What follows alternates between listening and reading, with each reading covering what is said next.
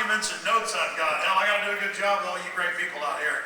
You know, like I said earlier when I introduced that documentary we just showed, I am humbled by meeting you. I'm humbled by talking to you, and I know that it's in people like you that we're going to turn this around.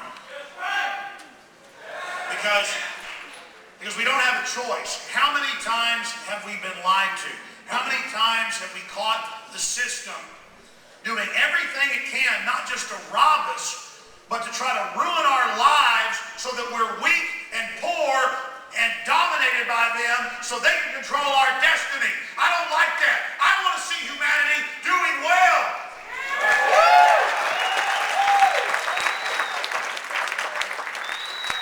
I want to see humanity empowered. You know, my dad's a dentist, and at least once a year for more than 20 years, he's gone to Latin America to be part of these free clinics for these different doctors' organizations to take care of kids.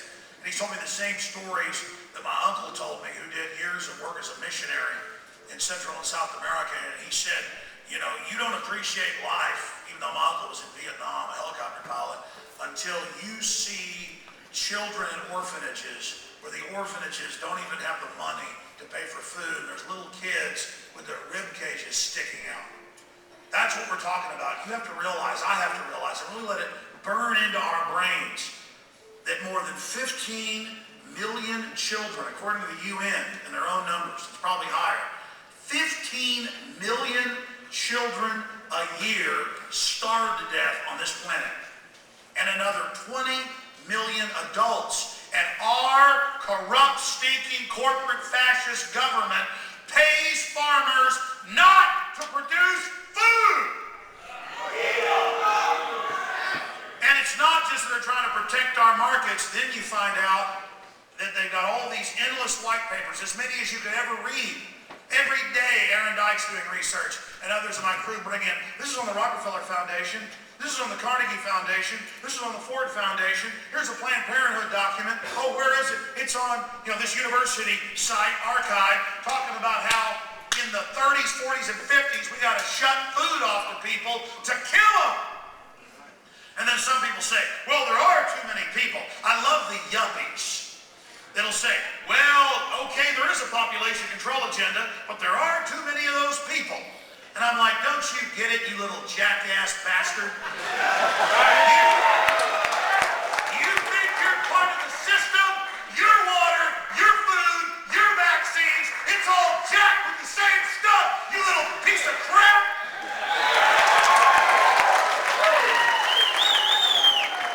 There is nothing more pathetic than some coward who is so cowardly they play like a little dress-up game in their mind, a little make-believe game in their mind, that they're part of the winning team because they go along with all this. That it's like some kind of open joke, like it's some type of game. I've had so-called establishment types. It's always somebody who's worth like $50 million and thinks they're part of the elite when that ain't even middle class of the globalists, who'll come up to me and say, well, Alex, maybe 9/11 is an inside job, but it takes things like that to get the people doing what they're supposed to.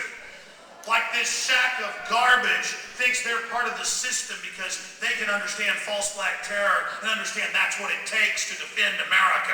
No, if they did evil things like that to defeat evil, it'd be evil, because you can't become evil to defeat evil like the ring of Sauron in Lord of the Rings. Doesn't work that way. But they're not using evil to defeat evil. They're not even following that fallacy. They have given themselves totally over to it. The globalists compete with each other to see who is the most wicked and ruthless. And in that process have become total madmen, as I documented in this earlier presentation that you saw. And that was only the tip of the iceberg. Our problem in compiling that 40 minutes was that there was so much we didn't get to, so much that we couldn't cover, so much that we couldn't show you how much crisis this world is in. Now, with that said, I've given you the blueprint of madman. I want to give you the blueprint to defeat the New World Order.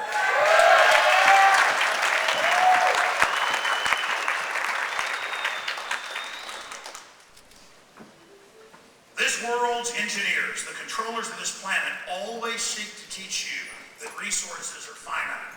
They always seek to teach you that for you to win, somebody else has got to lose. They know full well that's not how this world works. That we have unlimited potential. That we're made in the image of the Creator. Whether you believe in that or not, humankind has given us Beethoven, literature. They've given us all of the science, all of the beauty.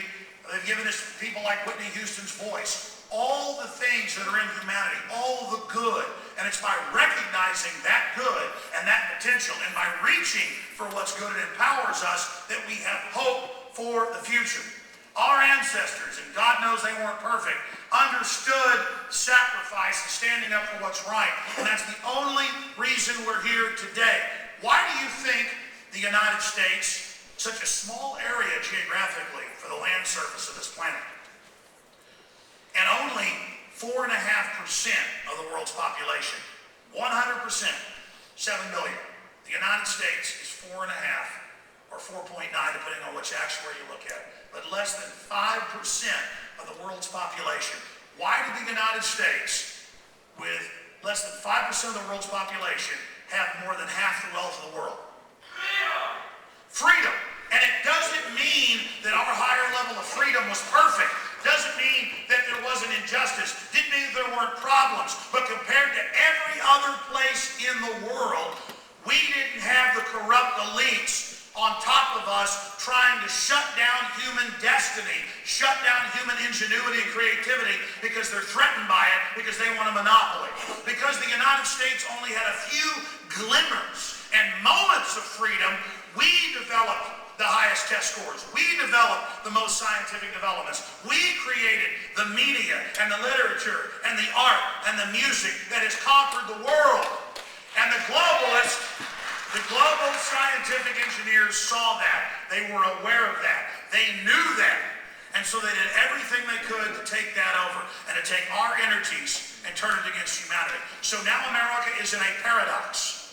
America, right here at this center place where we live, make no mistake, is where the battle will be fought. It's where the decisions will be made. We are the great evil empire, but we are also the great deliverer from the tyranny. But we have to decide who we are.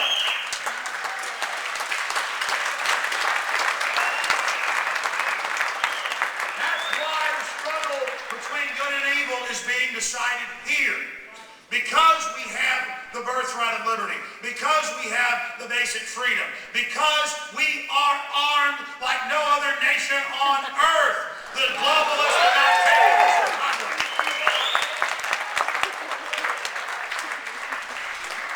All right, I've never been able to do this on the radio. I can never get to the second point without running off in a rant.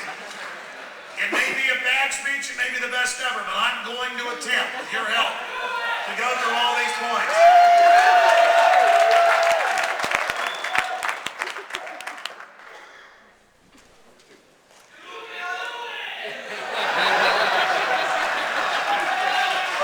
All right, I'll start at the top. Again, I want to thank you all for being here.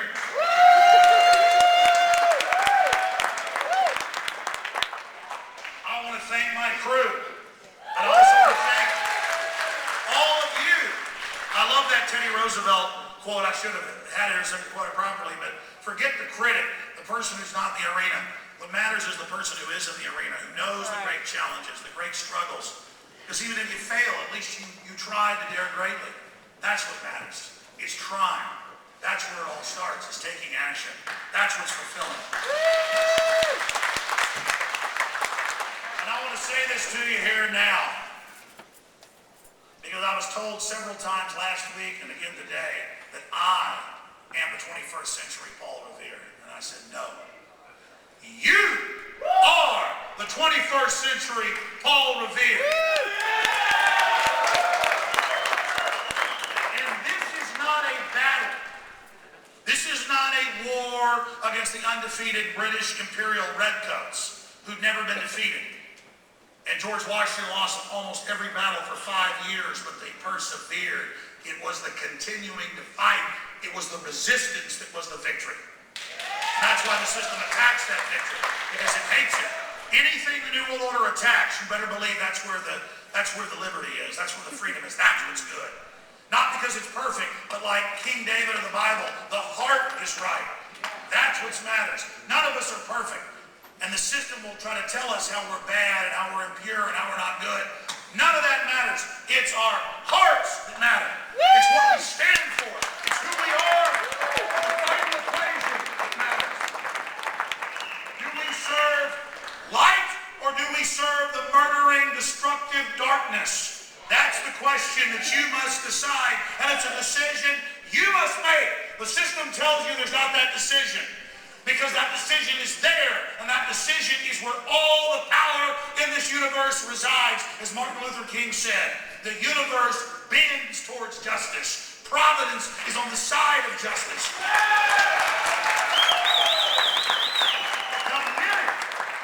The second you commit yourself to liberty and freedom and justice, even your body be killed, your spirit truly has victory.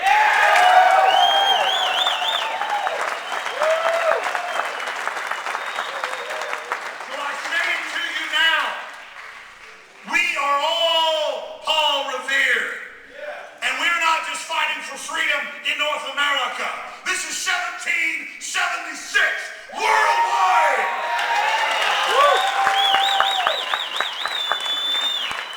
Our republic's wealth and everything it is and all of its challenges has now been teamed up, pulling the globalist system of enslavement and war and death. We are now in bondage to pure evil. Our energies and everything our ancestors built is now slave to this evil. And we must break the chains of slavery. We must break them now. We must declare liberty.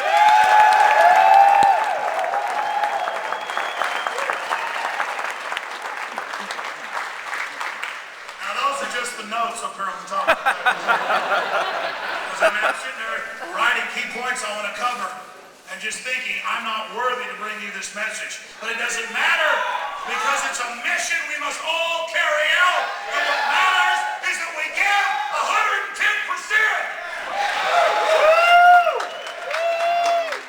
Now I gave you their blueprint for madness and all the crazy stuff these globalists are doing, trying to play God and trying to get the super weapon so they can threaten everybody and get third world government. And in the process, probably destroying us all if we don't turn this around.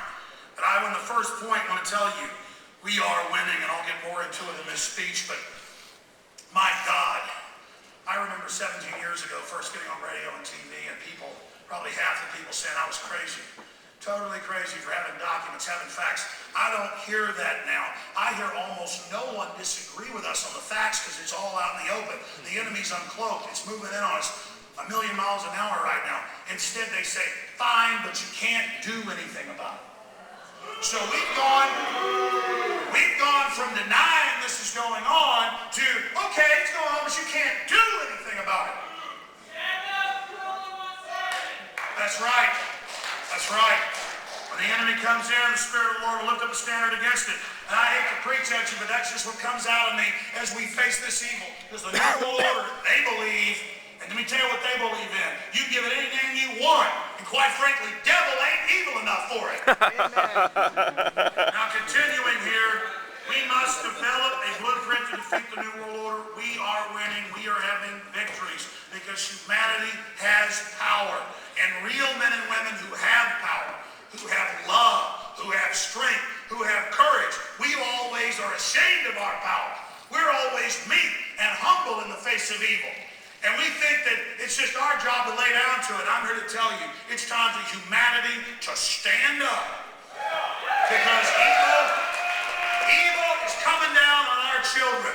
Evil is coming down on our communities. Evil is coming down on us with all their plagues and all their disease and all their corruption that they gain power out of. And it's time for humanity to stand up in the info war and say, I don't know what's going to happen at the end of this, but you want to fight, you better believe